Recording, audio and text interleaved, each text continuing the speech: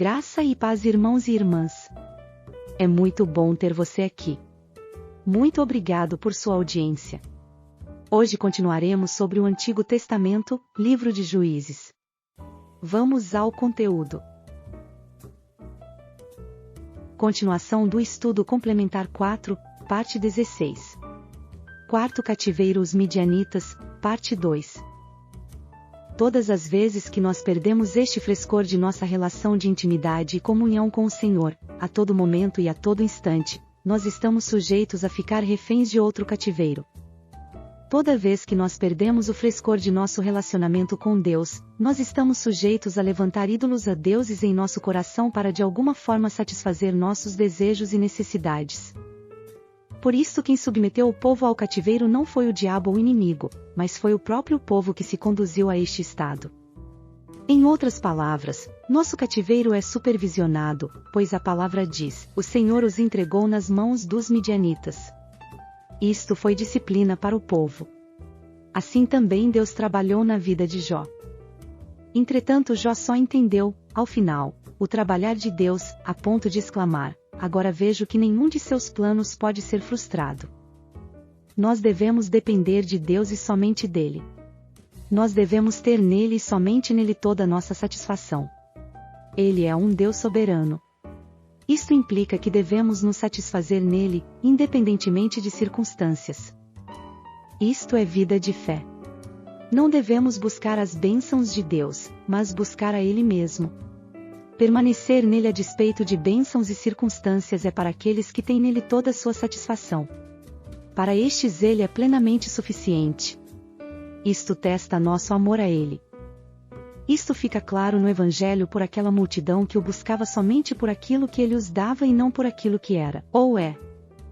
Portanto, haverá sim um momento na caminhada em que ele vai retirando as coisas, bênçãos com o propósito de nos resumir a ele mesmo, para que o nosso coração esteja somente nele mesmo. Por quê? Porque ele quer que nós nos satisfaçamos somente nele e ele quer que nos vejamos o vazio deste coração com muitos alvos. Foi isto que Paulo falou em Filipenses: aprendi a viver em toda e qualquer circunstância.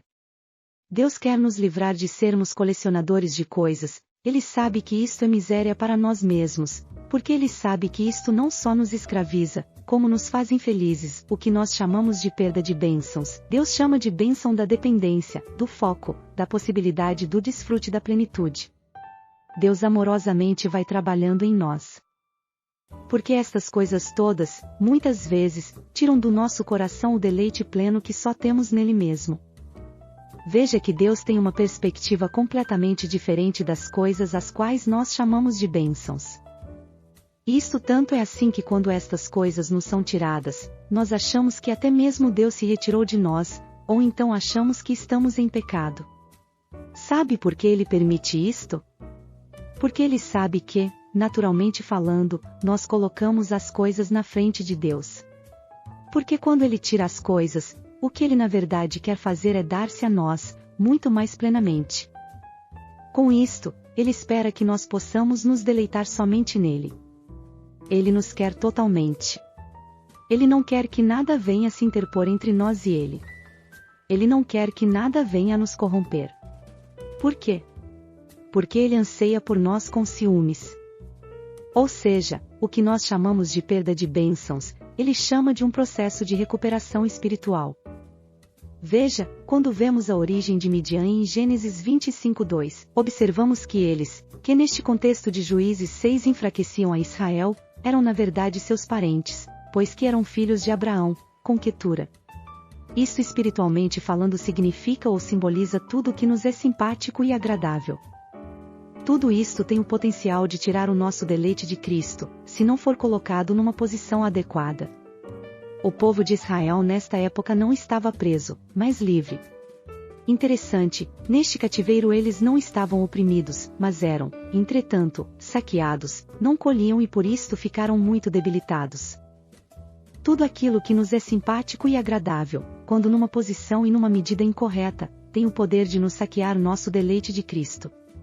no contexto do Novo Testamento, devemos atentar ao que o apóstolo Paulo disse aos irmãos em Colossos: gostaria, pois, que soubesseis quão grande luta venho mantendo por todos vós, pelos laodicenses e por quantos não me viram face a face, para que o coração deles seja confortado e vinculado juntamente em amor, e eles tenham toda a riqueza da forte convicção do entendimento, para compreenderem plenamente o mistério de Deus, Cristo.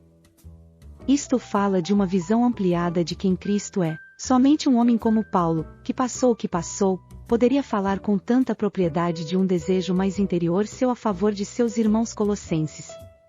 Por quê? Porque Paulo tinha uma visão grandiosa de Cristo e tudo mais para ele era refúgio.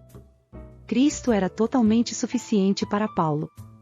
E assim o é para todos aqueles que permitem este trabalhar de Deus em suas vidas. Tudo fica pequeno, insignificante, desprezível diante dele. Até mesmo as coisas que, embora lícitas, possam tirar a coisa mais essencial da vida, que é deleitar-se nele e somente nele. Por isso ele disse: para mim o viver é Cristo. A pergunta que devemos fazer é: o que tem sido simpático e agradável a cada um de nós que tem tirado a terra de nós, que tem tirado o nosso deleite nele? Isto é fundamental. Os midianitas não oprimiam o povo, eles saqueavam o povo. Isto é interessantíssimo. Por quê? Porque muitas vezes nossa visão e a nossa sensação é a de que estamos sendo abençoados. Que liberdade, que tranquilidade, que conforto, que agradável. É o que nós costumamos falar. Mas se estas coisas não estiverem no lugar adequado, saqueiam Cristo de nós, assim como saquearam os frutos da terra daquele povo. E veja, isto numa terra que mana leite e mel, numa terra de abundância, uma terra de desfrute e deleite. A pergunta é: qual a situação da igreja hoje? Estaria ela como aquele povo, debilitado porque Cristo tem sido saqueado dela? Ela está debilitada? Embora não oprimida, ela não experimenta o pleno desfrute e nem tem um único foco? A igreja hoje reflete a história de Juízes, capítulo 6. A igreja hoje é um povo, potencialmente rico, em virtude de seu aspecto posicional, em Cristo. Eleitos, predestinados, justificados, tornados filhos de Deus segundo a operação de seu poder, habitados pelo seu Espírito e tantas outras bênçãos concedidas a nós por Deus no amado. Mas, no que concerne à experiência, a realidade subjetiva desta verdade, a igreja é um povo profundamente pobre, debilitado. O testemunho de Cristo é fraco. Por quê? Porque Cristo tem sido saqueado de nós, assim como os midianitas, como uma nuvem de gafanhotos, saqueavam os frutos da terra, o trigo, a cevada, da qual o povo vivia, se sustentava. Porém devemos ter clareza que isto não faz mudar a nossa posição espiritual. Afinal, nada pode nos tirar de Cristo. A salvação é eterna. Mas pode tirar Cristo de nós. E o povo de Juízes 6 é como um mendigo pedindo esmolas em tigelas de ouro. Eles estavam na terra, mas a terra não estava neles. Daí o porquê a palavra de Deus, as circunstâncias que Ele permite em nossas vidas e a operação da cruz em nós, vai fazendo este trabalho de cortar em nós tudo aquilo que nos tem roubado o deleite de Cristo. E, na medida de nosso ouvir ao seu falar, na medida das perfurações que Ele faz em nós gerando contrição, gerando espaços vazios, que serão preenchidos por Ele mesmo, na medida de nosso arrependimento genuíno, na medida de um processo contínuo e profundo de metanoia em nossa mente e consciência, somos então transformados à sua imagem e semelhança, temos nossos afetos por Ele restaurados, temos nossa visão dele ampliada, temos gerada em nós uma ânsia por Ele mesmo, mais nada. Aí passamos a viver uma vida celestial, focada, santa, não egocentrada e usufruímos de todos os benefícios disto. Isto é experimentar Cristo como a nossa vida, plenamente.